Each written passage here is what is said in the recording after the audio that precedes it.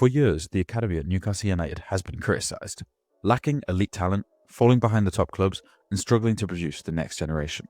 But right now, something is changing, because Newcastle under-15s have just gone toe-to-toe with the best academies in the world and came out on top. Welcome back to the Tom Talks Toon channel, and in today's video we're going to be discussing the recent successes of the under-15s in the Premier League International Tournament. Now let's be honest, for a long time Newcastle's academy has not been where it's needed to be. Other clubs have been pulling ahead, and really there's been a few standout prospects that have broke through. Obviously we can think of maybe Sean Longstaff, Lewis Miley, Elliot Anderson, and that is pretty good. But apart from that, the under-21s recently have generally been pretty poor, and so this was kind of clear that the academy wasn't keeping pace. But ever since the takeover and the new era, there's been a clear shift.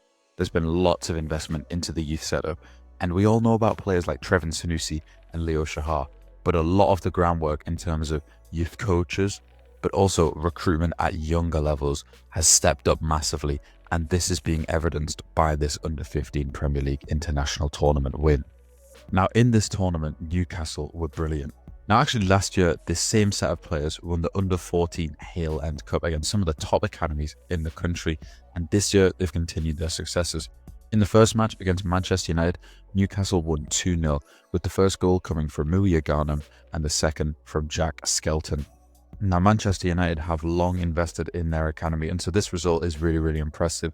In the second game of the group stages, Newcastle played Crystal Palace, another Cat 1 academy, and they've had loads of investment. The facilities at their academy are simply stunning, and Newcastle won 4-0 with a hat-trick from Charlie Robinson, and then the final goal from, once again, Muya Ghanem. Now, Muya Ghanem actually does end up going on to win Player of the Tournament, so he's already got 2 goals across the first 2 games, and this game was really a shutout and proved the sheer quality that Newcastle's under-15s have.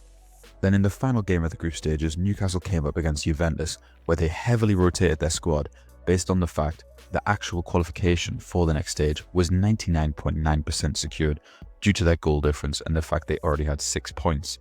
So they ended up losing that game 1-0, but made it through to the semi-finals against Chelsea the next day.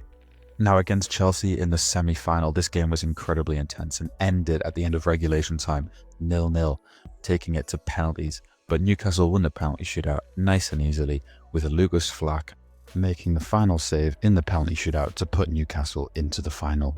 Now with Chelsea and Newcastle being considered the best 2 under-15 sides in the country, having beat them in the semis was a massive help for the confidence of the Toon, and going into the final, Newcastle United were confident and ended up winning the game 1-0 through a decisive goal from Muya Ghanem, which actually was a really brave header as a cross kind of loops into the box and he beats the keeper there. So a massive victory for the Toon, and this secured the trophy for the lads. At the end of the tournament, Newcastle raised the trophy and the player of the tournament was announced, which I've already talked about. Muya Ghanem getting player of the tournament, and this is really good on the face level. But actually, when you look deeper, this is proof that Newcastle's investment into the academy is bearing fruits right now. And in a few years' time, these are the lads who are going to be kind of fronting Newcastle's academy and kind of being the next wave of players to potentially break into the first team. So it's brilliant news, not just for now, but also for the future of this club.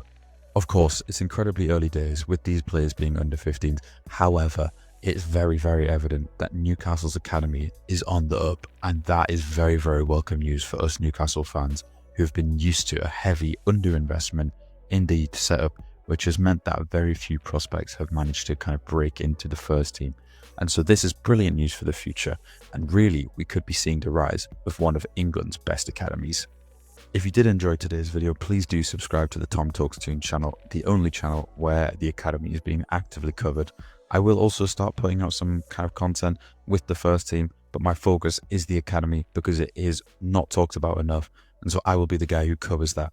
Like the video and let me know in the comments your thoughts on the future of Newcastle's academy. I'll see you in the next video.